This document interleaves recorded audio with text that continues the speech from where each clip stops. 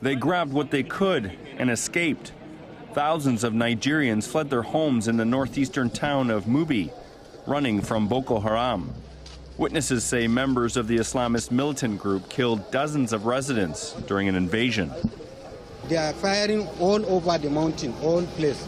So we are just going to risk our life. Officials with the Nigerian Red Cross have been registering people at this makeshift refugee camp. I want to say that the camp is now fully occupied. This is part of a string of recent attacks that bears the Boko Haram signature. Gunmen stormed a prison in central Nigeria, freeing more than 140 inmates. Then a suicide bomber killed at least 15 people in the city of Potiskum during a ceremony by a moderate Muslim group. The explosion wounded dozens of others.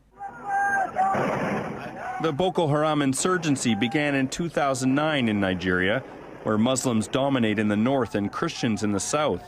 The militants' crimes run the gamut from theft to rape and murder. They've also kidnapped hundreds of girls and women, including more than 200 schoolgirls in April. Military officials announced last month they had signed a ceasefire deal with the group and that the girls would be freed. But Boko Haram leaders put out a video last week saying no truce existed. They boasted that the schoolgirls had been converted to Islam and married off.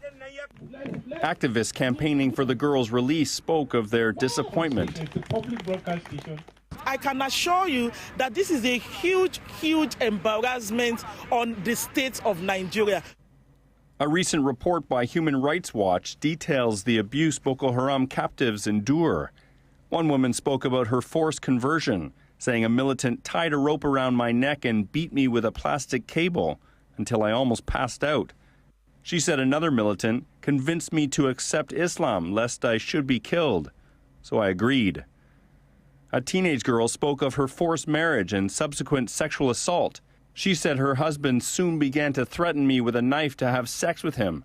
And when I refused, he brought out his gun, warning that he would kill me if I shouted. Then he began to rape me every night. The president of Nigeria has been criticized for not ending the Boko Haram insurgency and over the ceasefire fiasco.